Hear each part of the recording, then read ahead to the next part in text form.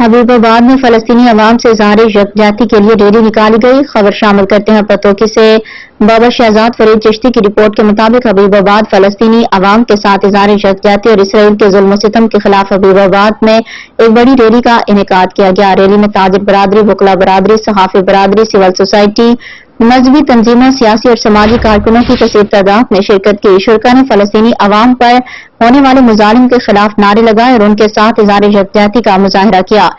Rally के दौरान मुख्तलिफ मुकर्रिरीन ने खिताब करते हुए कहा कि फलस्तीन के मजलूम अवाम के साथ खड़ा होना हर इंसान की अखलाकी और दीनी जिम्मेदारी है।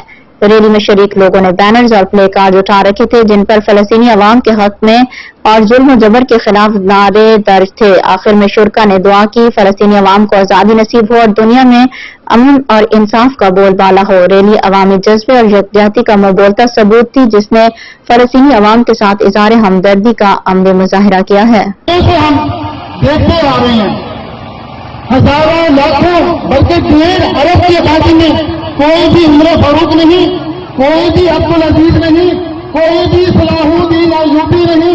क्या हमने सिर्फ तकरीरों तक ही महदूद रहना है? अब जहाज बंद हो चुका है और जहाज तमाम मुसलमानों पर जान से भी और माल से भी जिसकी जितनी भी इस्तात है वो उसके मुताबिक इस जहाज में हिस्सा लें। अगर आप कर सकते हैं, मुझे यकीन आप कर सकते हैं और करना चाहिए। इसराइल की मुकम्मल जितने भी प्रोजेक्ट हैं उनका बाइकाट करें।